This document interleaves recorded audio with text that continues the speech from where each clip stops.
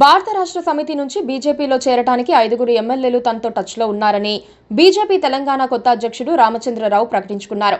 ఇప్పటికీ 5 కానీ ఈ లెక్క ఇంతటితో ఆగదని కూడా హింటిచ్చారు. ఆయనతో ప్రారంభించి ఇక వరుసగా చేరికలు ఉంటాయన్న మైండ్ గేమ్ను రామచంద్రరావు ప్రారంభించారు.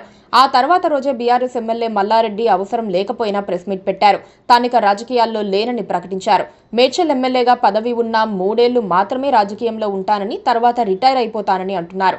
మరి ఈ 3 ఏళ్లు బీఆర్ఎస్ తరపునే రాజకీయం చేస్తారా అంటే అలాంటిదేమీ లేదంటున్నారు. తాను బీఆర్ఎస్ వైపా, టీడీపీ వైపా, బీజేపీ వైపా అన్నది కాదని, ఇక తనకు రాజకీయాలు అవసరం లేదని అంటున్నారు. ఇటీవలి కాలంలో మల్లారెడ్డి బీఆర్ఎస్ కార్యక్రమాల్లో కనిపించడం లేదు. ఆయన పార్టీకి దూరంగా ఉంటున్నారా, పార్టీ ఆయనను దూరంగా ఉంచుతోందా అన్నది స్పష్టత లేదు. కానీ కేసీఆర్తో జరిగే సమావేశాలకు మాత్రం ఆయనకు ఆహ్వానం అందటం లేదు. ఆయన కోడలు ప్రీతిరెడ్డి బండి సంజయ్ కార్యక్రమాల్లో పాల్గొంటున్నారు.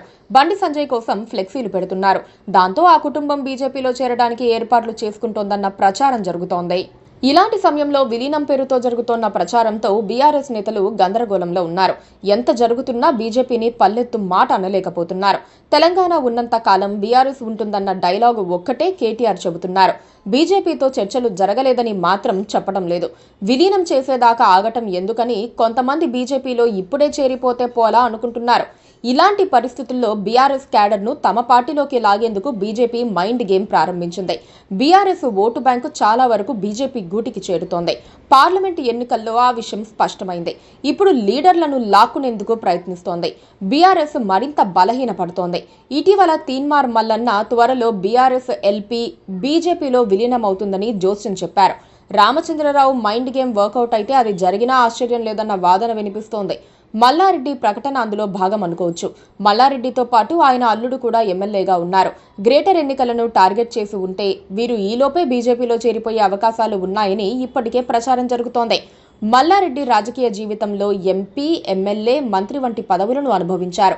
ఇకపై ప్రజలకు సేవ చేస్తూ తన విద్యాసంస్థలైన కాలేజీలు, యూనివర్సిటీలను నడపడంపై దృష్టి సారించాలని ఆయన ఉద్దేశమని చెబుతున్నారు. కానీ వాటి నిర్వహణలో ఆయన పాత్ర చాలా కాలంగా పరిమితంగానే ఉంది. అసలు కారణాలు మాత్రం ఆయన సంస్థలపై జరిగిన ఐటీ సోదాలు, భూకబ్జా ఆరోపణలు, కొన్ని భవనాల కూల్చివేతలు వంటి ఒత్తిడులు కూడా ఈ నిర్ణయంలో ప్రభావం చూపి ఉండవచ్చని రాజకీయ వర్గాల్లో చర్చ జరుగుతోంది. బీజేపీలో అయితే రక్షణ దొరుకుతుందని ఆ పార్టీ వైపు చూస్తున్నట్లుగా తెలుస్తోంది. మొత్తంగా బీఆర్ఎస్ పార్టీకి మల్లారెడ్డి దూరమైనట్లే అనుకోవచ్చు. Please subscribe to KTV Telugu. KTV Telugu.